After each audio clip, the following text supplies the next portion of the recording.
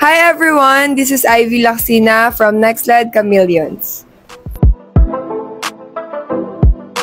Siyempre, una ko pong tinignan is yung sistema. Kasi dahil nga po nandito si Coach Taka and nung NU pa po kasi kami is more on Japanese style kami. Kaya parang sabi ko parang mas maganda bumalik din sa sistemang yun kasi naging successful po yun nung nasa NU kami.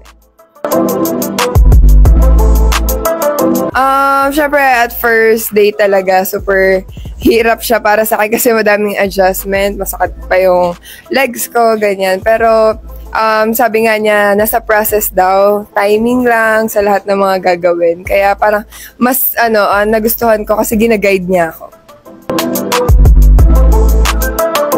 Siguro yung pinaka madadala ko sa NextLed is, syempre, kung paano talaga ako maglaro and kung ano yung mga kaya kong gawin or ibigay sa team. Like, ako, kaya ko maglaro ng iba't ibang pwesto, ganyan. Pero, syempre, one step at a time lang ako.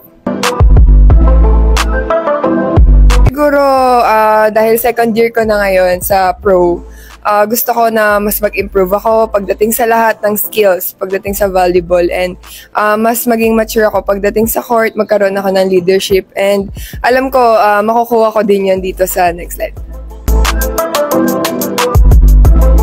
Ngayon, first day ko pa lang, medyo parang feeling ko hindi ako naiiba sa kanila kasi una-una dahil pare-pares naman kami ng age. And nandito nga si Cal, so parang tinutulungan niya ako para hindi ako mahiya, ganyan, dahil mahiyain ang person. Charit!